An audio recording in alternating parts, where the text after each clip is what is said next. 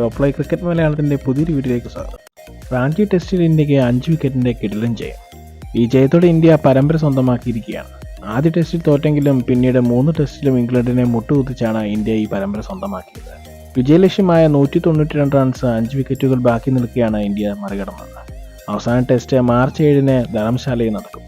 ആദ്യ ഇന്നിംഗ്സിൽ ഇംഗ്ലണ്ടിൻ്റെ Joy റൂട്ടിൻ്റെ century പിൻബലത്തിൽ England 353 runs നേടിയിരുന്നെങ്കിലും മറുപടി ബാറ്റിംഗിൽ ഇന്ത്യക്ക് കാലിടറിയിരുന്നു. ധ്രുവ് ജുറലിൻ്റെ മികച്ച പ്രകടനമാണ് ഇന്ത്യ 307 റൺസ് എടുത്തത്. ആദ്യ ഇന്നിംഗ്സിൽ ലീഡുമായിട്ടാണ് ഇംഗ്ലണ്ട് രണ്ടാം ഇന്നിംഗ്സ് ആരംഭിച്ചത്. പക്ഷേ പ്രതീക്ഷ ഫലം കണ്ടില്ല. ഇന്ത്യൻ സ്പിന്നർമാരുടെ മുന്നിൽ ചീട്ടുകൂട്ടാരം പോലെ ബാറ്റ്സ്മാൻമാർ തകർന്ന കാഴ്ചയാണ് പിന്നീട് കണ്ടത്. 145 റൺസിന് ഓൾ ഔട്ടായി. അശ്വിൻ്റെ 5 വിക്കറ്റ് പ്രകടനമാണ് ഇംഗ്ലണ്ടിനെ മുട്ടുകുത്തിച്ചത്. അശ്വിൻ ഇംഗ്ലണ്ടിനെതിരെ 100 വിക്കറ്റ് നേടുന്ന താരവുമായി മാറിയ ടെസ്റ്റ് ആയിരുന്നു ഇത്. അശ്വിൻ്റെ കൂടെ കുൽദീപ് യാദവ് 4 വിക്കറ്റും ജഡേജ 1 വിക്കറ്റും എടുത്ത് ഇംഗ്ലണ്ടിനെ ചുരുട്ടിക്കൂട്ടുകയായിരുന്നു.